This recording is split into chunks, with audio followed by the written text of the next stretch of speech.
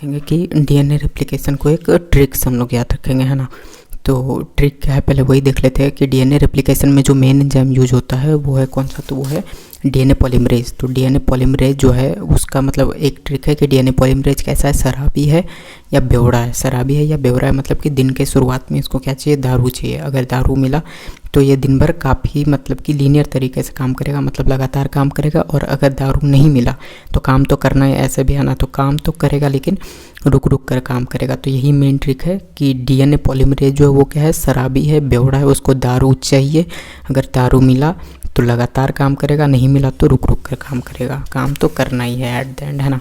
चलिए तो अब शुरू से देख लेते हैं कि डीएनए रेप्लिकेशन में है क्या। पहला देख लेते हैं कि क्यों करना ही क्यों है डीएनए रेप्लिकेशन, क्योंकि हम लोग जानते हैं सेल डिवीजन होता है।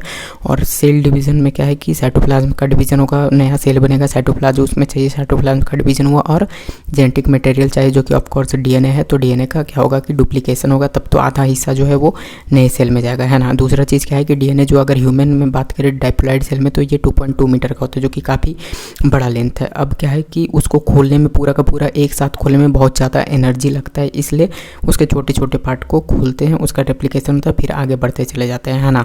तो ऐसा कॉमन भी है कि अगर एक जिप है, मतलब कि एक अगर चेन है ना, तो अगर उसका 2 यूनिट हम खोले तो कम एनर्जी लगेगा, उसी को ज़्यादा खोले तो बहुत ज़्यादा एनर्जी लग सकता है, मतलब कंपेयर टू पहले 2 यूनिट से ज़्यादा एनर्जी लगेगा।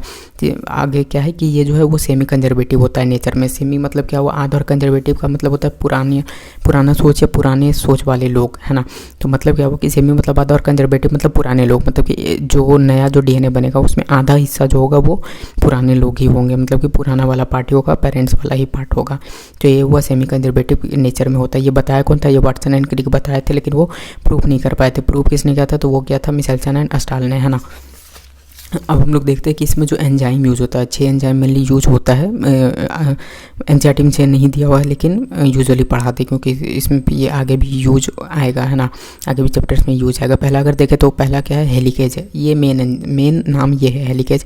इसी का दूसरा नाम अनवाइंडेज है। नाम से ही पता चल रहा है क्या कि अनवाइंडेज हेलिकेज, मतलब क्या हो गया कि अनवाइंडेज मतलब ये अनवाइंड करेगा, मतलब कि जिप अगर है तो उसको क्या करेगा, ये खोलेगा, जिप को ये खोलेगा। खोलने का मतलब क्या हुआ कि हम लोग जानते हैं कि जो अगर एक डीएनए है तो उसके बीच में क्या है कि ये हाइड्रोजन बॉन्ड होता है, ये किसके बीच में, नाइट्रोजन बेसिस के बीच में। तो हाइड्रोजन बॉन्ड को ये तोड़ेगा और ये जिप जो है वो खुल जाएगा। पहला एंजाइम हेलिकेज गया। दूसरा एंजाइम कौन सा है कि एसएसबीपी मतलब सिंगल स्ट्रैंड बाइंडिंग प्रोटीन। मतलब क्या हुआ कि जब ये खुल जाएगा, मतलब कि ये स्ट्रैंड जब अलग हो गया दोनों, तो ये फिर से हाइड्रोजन बॉन्ड आपस में जुड़ ना जाए, इसको रोकेगा कौन, सिंगल स्ट्रैंड बाइंडिंग प्रोटीन। अब जब ये खुल गया तो ये एक फॉक बन जाता है और इसको हम लोग क्या कहते हैं, रेप्लिकेशन फॉर्क, एक नाम है बस। तीसरा एंजाइम जो है वो है टोपो आइसोमरेज। ये क्या करेगा कि यह स्ट्रेन को कम करेगा। स्ट्रेन का मतलब क्या हुआ कि जो मतलब प्रेशर, जो स्ट्रेन, जो दबाव वहाँ बनेगा ना, जैसे एक चेन है ना, तो इतना अगर हम लोग इसको अनजिप कर दिए तो यहाँ पे जो बचा वो क्या होगा कि सब आकर जो है यहाँ पे क्या होगा कि कलेक्ट हो जाएगा, है ना। तो यहाँ पर प्रेशर स्ट्रेन बनेगा, तो उसी को कम करने के लिए क्या यूज होता है, मतलब यहाँ जो स्ट्रेन बनेगा उसको कम करने के लिए क्या यूज होगा, टोपो आइसोमरेज, जो कि है तीसरा एंजाइम। चौथा जो है, जो कि मेन एंजाइम है, डीएनए पॉलीमरेज कहते हैं ना, डीएनए पॉलीमरेज। और इसके बारे में ही ट्रिक क्या है कि डीएनए पॉलीमरेज जो है वो शराबी, इसको क्या चाहिए, तो इसको चाहिए दारू। एंड अगर दारू मिलेगा दिन का शुरुआत में तब ये लगातार काम करेगा, लीनियर बेसिस पे काम करेगा, बनाएगा लीडिंग स्टैंड, लीड करता जाएगा दिन भर। और अगर नहीं मिलेगा तो काम तो ऐसे भी करना है, लेकिन काम जो करेगा वो क्या करेगा, रुक रुक कर काम करेगा और वो बनाएगा लैगिंग स्टैंड। लैग मतलब क्या हुआ कि वो पीछे हो गया, वो आगे हम देखेंगे। पांचवा जो है वो क्या है, प्राइमेज, नाम से पता चल रहा है, प्राइमर लगाएगा। प्राइमर क्या होता है, तो कोई भी पेंट हो या तो फिर ये हो मेकअप हो, उसके पहले क्या लगता है, तो प्राइमर लगता है। तो ये प्राइमेज का काम है। डीएनए लाइगेज क्या है, तो लाइगेज क्या करता है, जोड़ने का काम करता है, ग्लू मतलब गोंद की तरह ये काम करता है ना।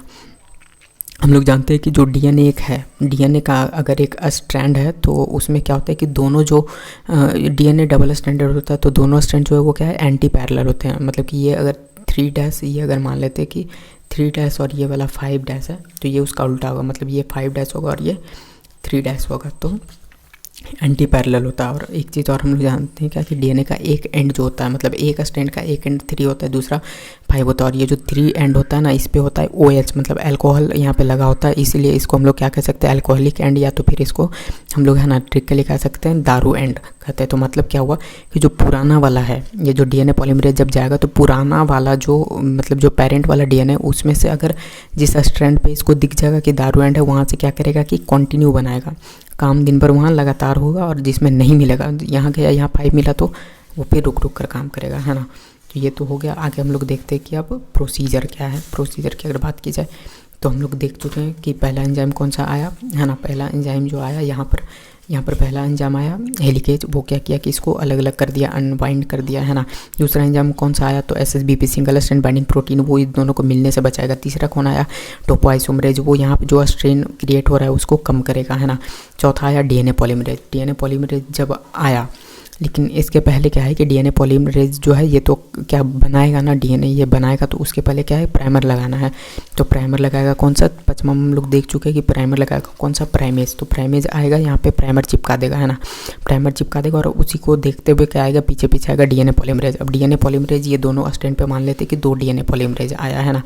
तो एक जो आया उसको तो यहाँ मिल गया, तीसरा वाला 3' एंड हम लोग पढ़ के आए कि 3' एंड में होता है क्या अल्कोहल मतलब दारू एंड, उसको मिल गया। तो ये क्या करेगा दिन भर यहाँ काम होगा, मतलब लगातार काम होगा बिना रुके। तो ये दारू मिल गया इसको सुबह सुबह, ये लगातार काम किया, लीड करता चला गया। दूसरे से क्या है ये लीड करता चला गया। तो ये लीड करता चला गया तो जो बनाएगा उसको कहते हैं क्या लीडिंग स्टैंड कहता है। लीडिंग स्टैंड ये यहाँ पर बनाएगा। जबकि ठीक है जो दूसरा मान लेते DNA पॉलीमरेज आया उसको यहाँ क्या मिला, देखना किस में है पेरेंट वाले में। पेरेंट कौन सा है ब्लू वाला।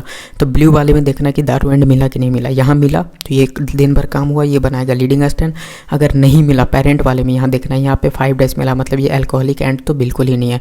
तो यहाँ काम तो करना ही है ना, काम तो करेगा लेकिन रुक रुक कर काम करेगा। और यहाँ क्या बनाएगा, यहाँ बनाएगा लैगिंग स्टैंड, मतलब ये लैग करता चला गया, मतलब कि पीछे चलता चला गया। क्यों, क्योंकि रुक रुक कर काम किया तो लैगिंग स्टैंड है ना। तो लीडिंग स्टैंड क्या, जब दारू एंड मिला किस में पेरेंट वाले में, ब्लू वाले में जब दारू एंड मिला तो दिन भर काम हुआ और बनाएगा लीडिंग स्टैंड।